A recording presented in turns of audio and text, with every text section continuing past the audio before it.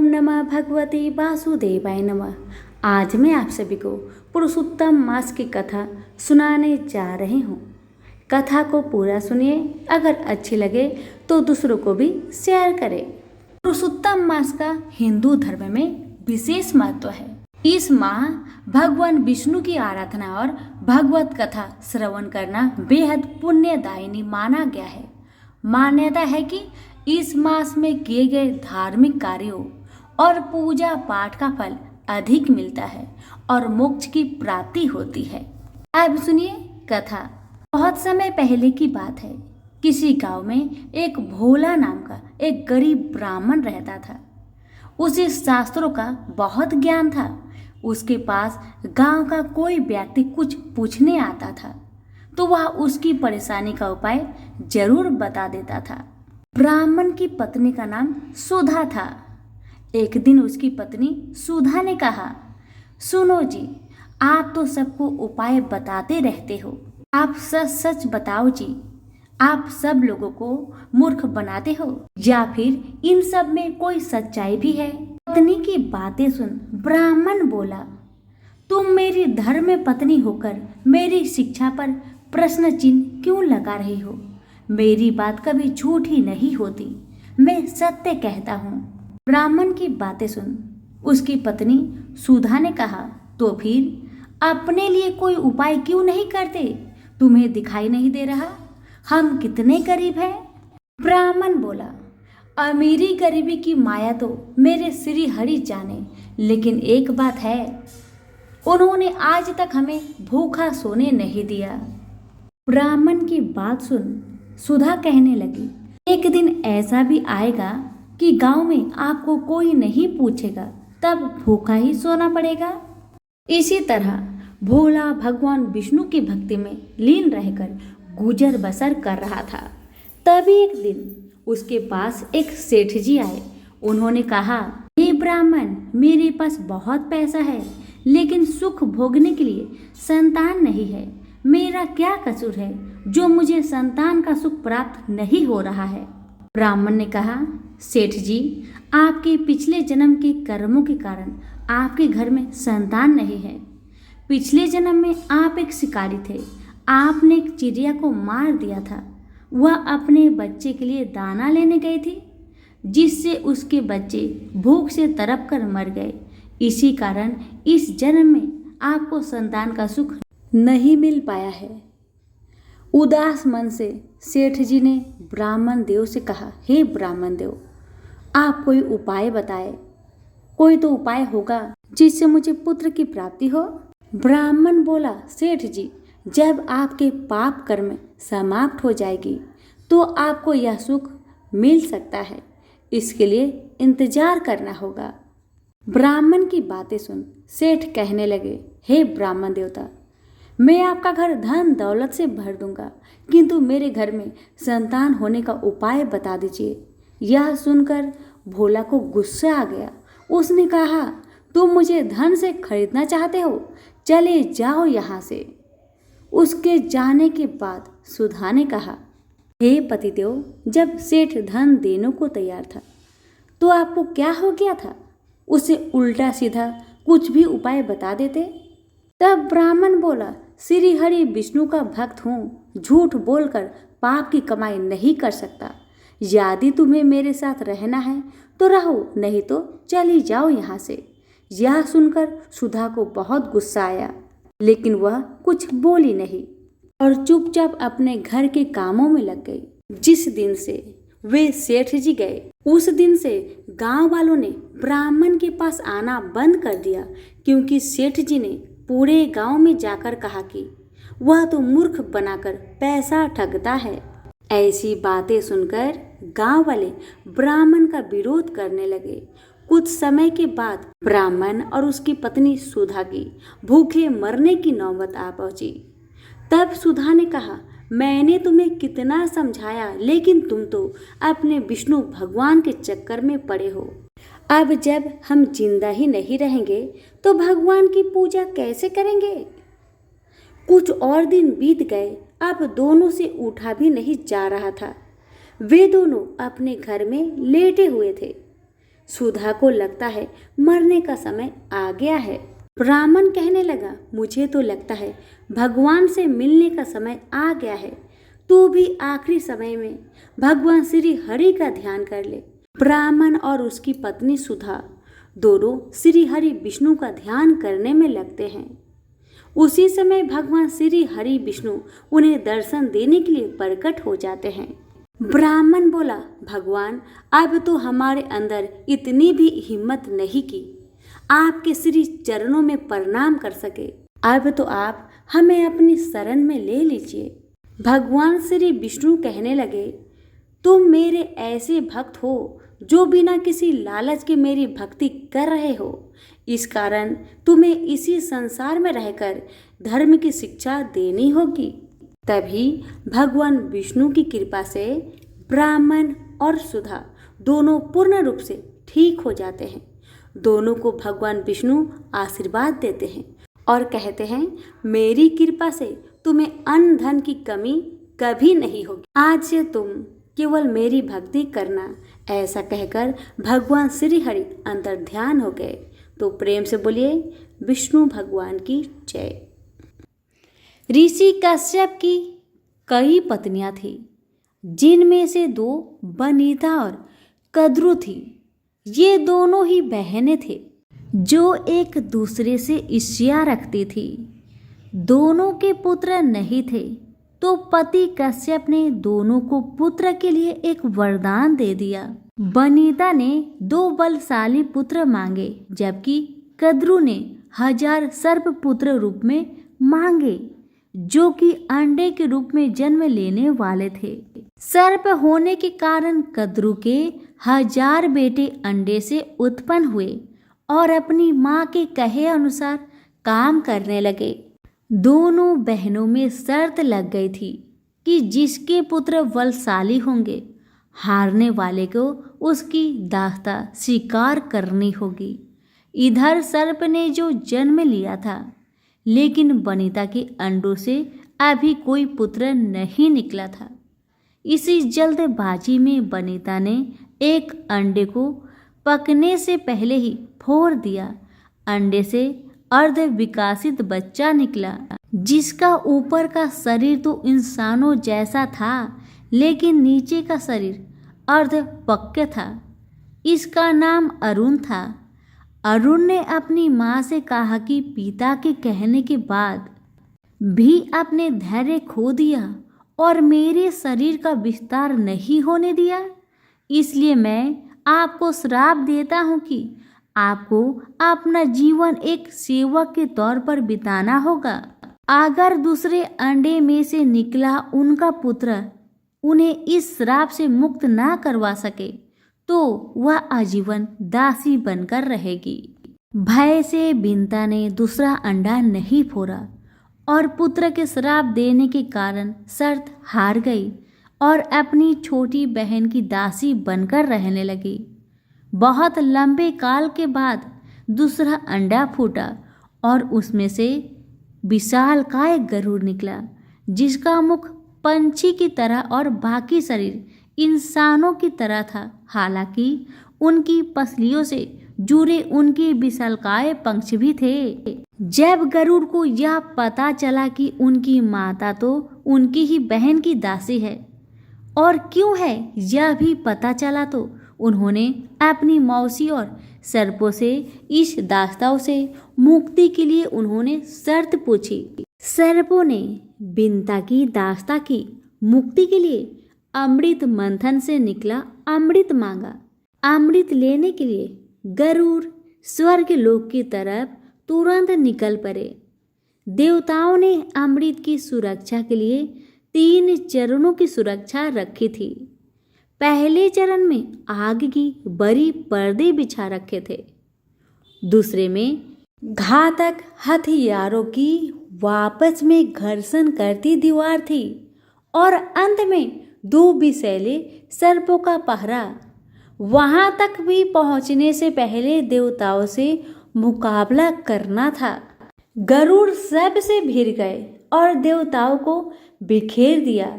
जब गरुड़ ने कई नदियों का जल मुख में ले पहले चरण की आग को बुझा दिया। अगले पथ में गरुड़ ने अपना रूप इतना छोटा कर दिया कि कोई भी हथियार उनका कुछ न बिगाड़ सका और सर्पों को अपने दोनों पंजों में पकड़कर उन्होंने अपने मुंह से अमृत कलश उठा लिया और धरती की ओर चल पड़े। लेकिन तभी रास्ते में भगवान विष्णु प्रकट हुए और गरुड़ के मुंह में अमृत कलश होने के बाद भी उसके प्रति मन में लालच न होने से खुश होकर गरुड़ को वरदान दिया कि वो आजीवन अमर हो जाएंगे। तब गरुड़ ने भी भगवान को एक वरदान मांगने के लिए बोला तो भगवान ने उन्हें अपनी सवारी बनने का वरदान मांगा। इंद्र ने भी गरुड़ को वरदान दिया कि वो सर्पों को भोजन रूप में खा सकेंगे। इस पर गरुड़ ने भी अमृत सकुशल वापसी का वादा किया। अंत में गरुड़ ने सर्पों को अमृत सौंप दिया और भूमि पर रखकर कहा कि यह रहा अमृत कलश, मैंने यहाँ इसे लाने का अपना वादा पूरा किया और अब यह आपके सुपुत्र हुआ। लेकिन इसे पीने से पहले आप सभी स्नान करें तो अच्छा होगा। जब वे सभी सर्प स्नान करने गए तभी वहां अचानक से भगवान इंद्र पहुंचे और अमृत कलश को वापस ले गए। लेकिन कुछ बूंदें भूमि पर गिर गई जो कि घास पर ठहर गई थी।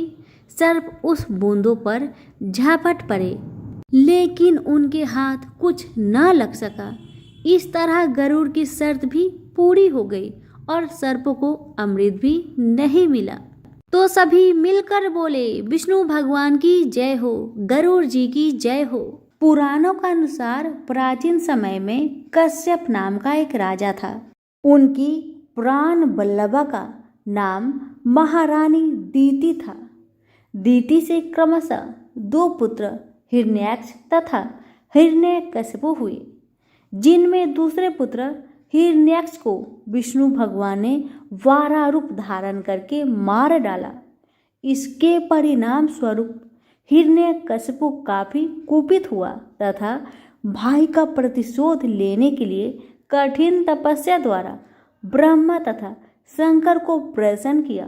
पितामह ब्रह्मा ने उसे अजय होने का वरदान दिया। वरदान के अभिमान से वह प्रजा पर अत्याचार करने लगा। उसी समय उसकी पत्नी क्याधु की कोख से प्रहलाद का जन्म हुआ। यद्यपि प्रहलाद का जन्म राक्षस के घर में हुआ था, फिर भी वह भगवत भक्त तथा पिता का विरोधी था। हिरण्यकशिपु ने प्रहलाद का मन राम भक्ति से विमुख करने के लिए करोड़ों नीतियां खेल डाली, किंतु उसके ऊपर इसका लेश मात्र भी प्रभाव नहीं पड़ा। अंत में उसने प्रहलाद को मार डालने के लिए बहुत उपाय किया, जैसे पर्वत की चोटी से गिराना, समुद्र में डुबाना, सांपों की कोठरी में छोड़ना, मत वाले हाथी की आगे रखना तथा अग्नि में जलाने आदि के बहुत से असफल उपक्रम किए, परंतु प्रहलाद का बाल बांका न हो सका।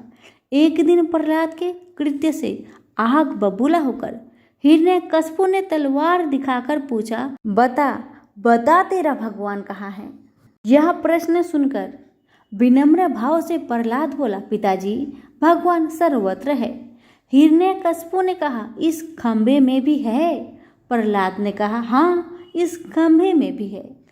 क्रोधांत हिरण्यकशिपु ने खंभे पर खड्ग से प्रहार किया। इतने में नरसिंह भगवान खंभे को फाड़ कर प्रकट हो गए।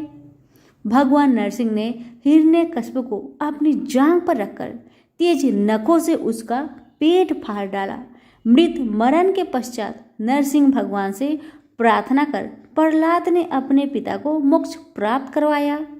प्रसन्न होकर भगवान ने प्रहलाद की स्तुति को स्वीकार कर लिया तथा यह कहा कि जो मेरा व्रत करेंगे वे पाप से मुक्त होकर परम धाम को प्राप्त होंगे। तो प्रेम से बोलिए नरसिंह भगवान की जय हो। भगवत पुराण में आती है, जिसमें ग्रह और गजेंद्र के युद्ध का वर्णन है, जिसमें गजेंद्र भगवान श्री हरि विष्णु की स्तुति करता है कि वह उसे ग्रह के चंगुल से मुक्त करवाए। भगवान विष्णु उसकी स्तुति से प्रसन्न होकर वहां प्रकट हुए और उसे ग्रह से मुक्त करवाया था। क्षीर सागर में त्रिकुट नामक 10,000 योजन ऊंचा पर्वत था। वहाँ महात्मा श्री वरुण देव का ऋतुमान नामक कीड़ा कानन था, जिसके चारों ओर दिव्य वृक्ष लगे हुए थे। वहाँ पर एक शक्तिशाली गजेंद्र बहुत सी हथनियों के साथ रहता था।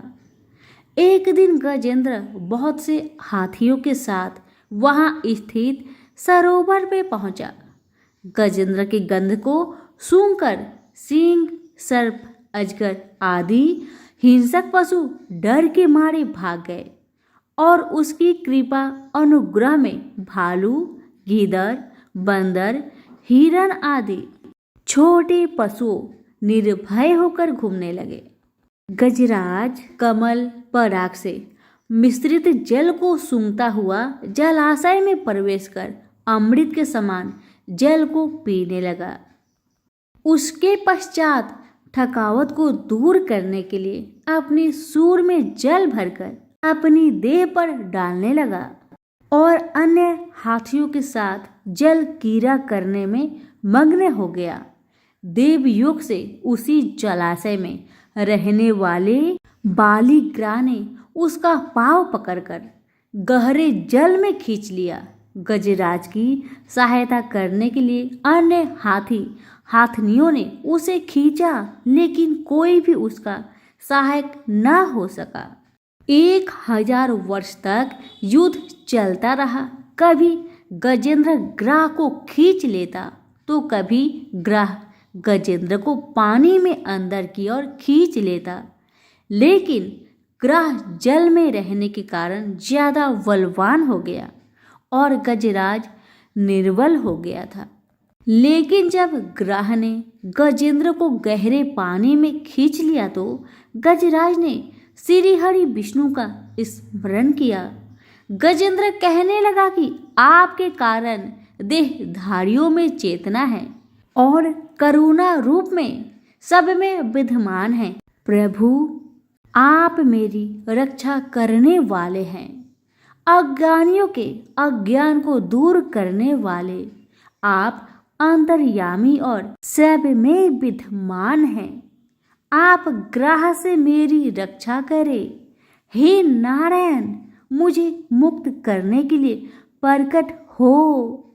मैं इस ग्रह से छूट कर भी जीना नहीं चाहता।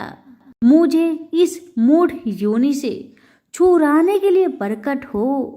हे प्रभु, मैं आपकी शरण में आया हूँ, मेरा उद्धार करे। गजेंद्र की स्तुति सुनकर नारायण भगवान प्रसन्न हुए और गरुड़ पर बैठकर वहां पहुंचे जहां गज और ग्रह में युद्ध हो रहा था। भगवान नारायण को देखकर हाथी ने सूर में एक कमल लेकर नारायण भगवान को नमस्कार किया। भगवान ने ग्रह से ग्रसित हाथी को सरोवर से खींचकर चक्र द्वारा ग्रह के मुंह को फाड़ दिया और गजेंद्र को बचा लिया। यह देखकर सभी देवताओं ने फूलों की वर्षा कर भगवान विष्णु नारायण की स्तुति की। ग्रह पूर्ण जन्म में हुकु नामक गंधर्व था, जो कि देवल ऋषि के श्राप के कारण ग्रह के रूप में पैदा हुआ था। इस पाप से मुक्त होकर वह फिर से गंधर्व बन गया। गजेंद्र पूर्ण जन्म में पांडव देश में इंद्रधूम्न नाम का विष्णु भक्त राजा था।